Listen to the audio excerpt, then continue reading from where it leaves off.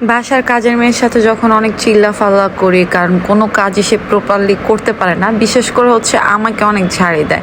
আসসালামু আলাইকুম সবাইকে, আমি Nowshin, welcome back to my আমার নিউ একটা ব্লগ। আশা করি আল্লাহর রহমতে আমার সকল আপুরা ভাইয়ারা অনেক ভালো আছেন, আর সবাইকে ঈদের শুভেচ্ছা জানিয়ে দিচ্ছি। সবার ঈদ সুন্দর হোক, ভালো কাটুক। দেখতে দেখতে মাহে রমজান শেষ হয়ে গেল, তো চলেন ঈদ আসছে। আমি একা মানুষ হলে কী হবে, কাজের শেষ নাই। আর এদিক দিয়ে আমার ছোটো বোন, ওকে তো আমি একটা নাম দিয়ে দিছি স্মার্ট কাজের বুয়া। আমি এই যে বসে আছি মুখ গুমরা করে। ও আসলে আমার বাজার টাজার গোছগাছ করে দিচ্ছিল, আর মশলা ব্লেন্ডারে ব্লেন্ড করে দিচ্ছিল, কারণ পাটায় মশলা বাড়তে বাড়তে আমার অবস্থা খারাপ হয়ে যায়। আমার ব্লেন্ডার থাকা সত্ত্বেও আসলেই মানে হচ্ছে পাটায় বেটে কাজ করি, কারণ ব্লেন্ডারে আদা রসুন ছিল, সব কিছু মানে ব্লেন্ড করতেও একটা ঝামেলা লাগে, মানে অলস টাইপের হয়ে গেছি।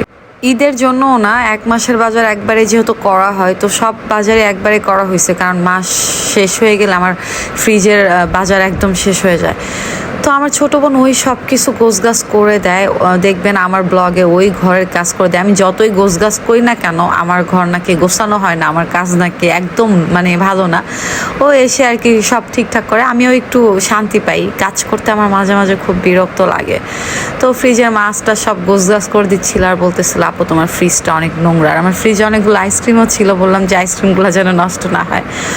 তো এইভাবে সব কাজ করে দিচ্ছিল। আদা রসুন একদম ছিলে 1 মাস কি আমার মনে হলো 2 মাসের ব্লেন্ডার ব্লেন্ড করে দিচ্ছে আমার ফ্রিজে মশলা দিয়ে ভরা। আর এই যে আদা ছিলতে গিয়ে আদার সব খোসা, আমি তো বলতেছিলাম আদার খোসাও ব্লেন্ডারে ব্লেন্ড করে রাখ। ও আর কি মজা নিচ্ছিল, আমাকে একটু রাগাচ্ছিল। সবসময় চেষ্টা করে হাসি খুশি রাখার জন্য।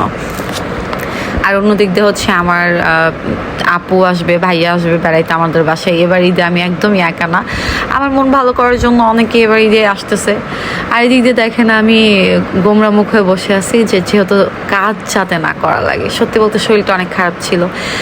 অন্য দিক দিয়ে হচ্ছে আমার মা কাঁচা বোরের আচার বানাই দিছে আমাকে, একটা কৌটা ভরে, সেন্টার ফুটের কৌটা, মানে কাঁচা আমাদের গ্রামের যে গাছ, আমাদের বাড়ির গাছের যে বড়ই, ওইটার আর কি আচার, কাঁচা বোরের আচার খেতে চাইছিলাম, বানাই দিছে। রোজার মাস আসলে এত খাওয়া হয় না। তো যাই হোক, এদিক দিয়ে আমি যে টেডিটা কিনে নিয়ে আসছিলাম, টেডির সাথে একটু দুষ্টমি আর ইফতারের আইটেম রেডি করতেছিলাম। আমার আপু ভাইয়েরা চলে আসে, আর ইফতারের জন্য আমি ফল কাটতেছিলাম। আর ড্রাগন ফল তো আমার খুব ফেভারিট। আমি ড্রাগন, স্ট্রবেরি এগুলো আমার খেতে খুব ভালো লাগে, মুখে অরুচিটা আসে না। তো আমি ইফতারে রেডি করতেছিলাম, আর এদিক দিয়ে হচ্ছে পায়েস রান্না করেছিলাম। আমার পায়েসটা পড়ে গিয়ে মনে হয় কি বলে গুড়ের কালার হয়ে গেছে, এত ভালো হয় না। একটু একটু করে রান্না বান্না করার চেষ্টা করি, বাট তারপরও না কেমন জানি সব প্রপারলি পারফেক্ট হয় না আগের মতো। এই ছিল ইফতারের আইটেম রেডি করতেছিলাম। তো যাই হোক, সবাই আমার জন্য দোয়া করবেন, আর সবার ঈদ সুন্দর হোক, সবাই সবার জায়গা থেকে অনেক ভালো থাকেন। আর আমার ভিডিওটি ভালো লাগলে অবশ্যই লাইক কমেন্ট শেয়ার করে দিবেন, আমার পেজটি কিন্তু ফলো করে দিবেন। আর এই দেখেন, এই দিক দিয়ে আমি ড্রাগন ফল খাচ্ছি। ড্রাগন ফল খেতে আমার খুব ভালো লাগে। আর তরমুজ ছিল। আর আমার ফ্যামিলিতে হচ্ছে যারা যারা থাকে তাদেরকে তো আমি একদমই আমার ব্লগ ভিডিওতে দেখাইতে পারি না, কারণ তারা ক্যামেরার সামনে আসতে অভ্যস্ত না। তো এই ছিল আমার ভিডিও। আর হ্যাঁ, আমার ইউটিউব চ্যানেলের নাম কিন্তু নূপুর অফিসিয়াল, অবশ্যই নূপুর অফিসিয়াল ইউটিউব চ্যানেলটি সাবস্ক্রাইব করে দিবেন। আর আমার ঈদ উপলক্ষে নতুন একটি গান আসতেছে, একটা মায়ার পাখি, আতিফ আহমেদ নিলয় নওশিন ইউটিউব চ্যানেলে, সবাই দেখে আসবেন। সবাই ভালো থাকবেন। আজকের ভিডিওটা এই পর্যন্ত, এখানে শেষ করে দিব। আর দেখতে দেখতে তো পবিত্র মাহে রমজান শেষ, রহমতের মাস শেষ।